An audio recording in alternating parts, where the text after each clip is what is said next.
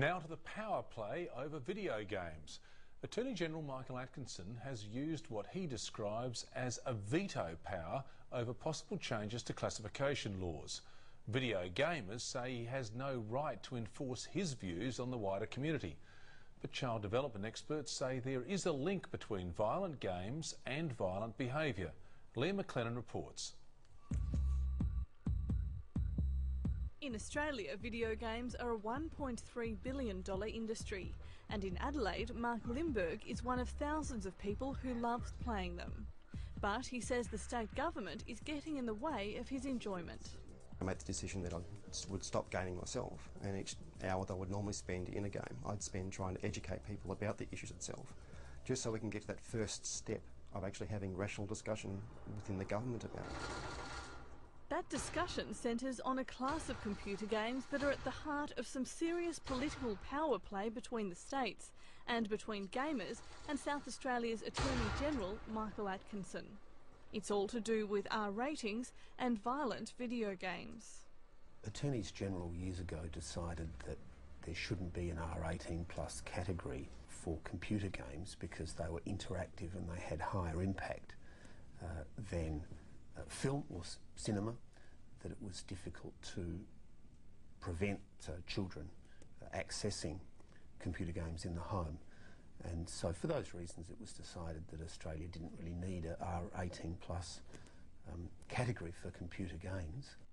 That means the types of games that can be legally played in Australia are a whole lot tamer than those available overseas.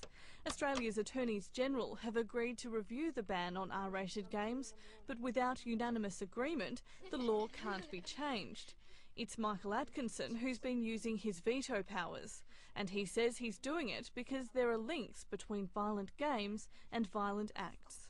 I'm sure most people can distinguish the fantasy of a computer game from the reality, but it's the small number we know can't that leads to mass murder in American high schools, and in Thailand last year led to a gamer playing out the fantasy of hijacking a taxi cab and murdering the driver. It happened.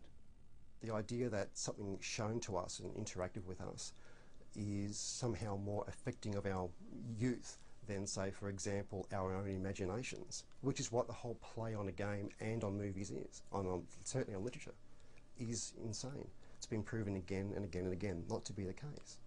The idea that video games with explicit content have a negative influence on young people is supported by Young Media Australia. The group's Vice President, Elizabeth Hansley, says she supports Michael Atkinson's view on R-rated games.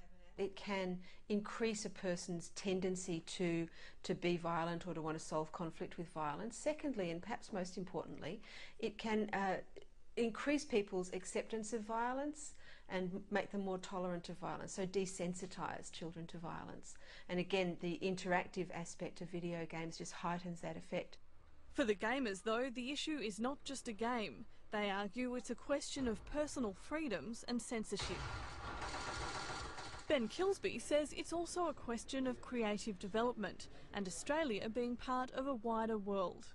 He's one of the owners of Hollow Point Development Studios in Adelaide, which develops video games. Mr Kilsby says it's unlikely his company would produce R-rated games, but there is a wide section of the gaming community that wants them to be allowed. The average age of an Australian gamer is actually 30 years old, and the adult gamers have been playing games on average for about 11 years. So we're talking about a very mature audience already that exists in video games. And there are sections of that audience that would like to be able to have access to higher levels of mature content. I have 3 sons who are avid gamers and disagree strongly with my position. I've seen them playing games for years, including Grand Theft Auto. There was one version of Grand Theft Auto where a group of singing Hare Krishnas were run down on the pavement by the gamer motorist, and points were scored for doing that. I blame Michael Atkinson, the Attorney General of South It's not just local gamers that are calling for the Attorney General to change his mind. Australia is one of the only countries in the developed world that doesn't have an R rating. That sparked outrage that's been vented in both local and international blogs. Certainly the discussions that have been happening online and through social networks and in LAN parties and social gatherings all across the country, it's a hot topic at the moment, absolutely. I think the Western industrialised countries that allow R18 plus computer games and the extreme violence that goes with them are just so many Gadarene swine going over the cliff.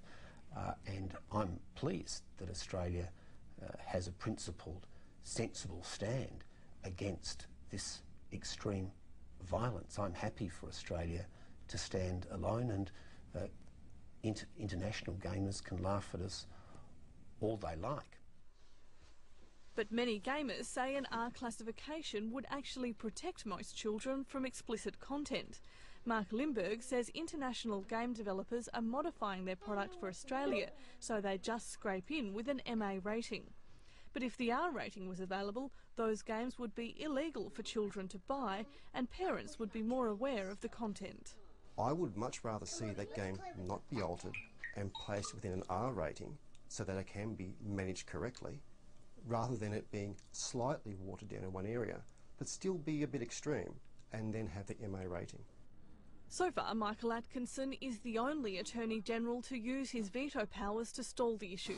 Some Attorneys-General support a change in the law, including Victoria's Rob Hulls. He's gone on the record as saying that it seems inconsistent that adults are allowed to view adult-only films, but not computer games with equivalent content. But Mr Atkinson says there are at least 2 other Attorneys-General who would support him on the issue. Some gamers have suggested I should be eliminated as an Attorney-General, whatever that means. But were I eliminated, I'm sure there's other Australian Attorneys-General who would step forward and veto R18 plus computer games.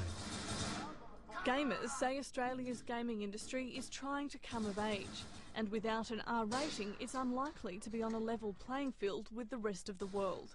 Mark Limburg says Mr Atkinson has a right to his opinion, but not to stop the debate.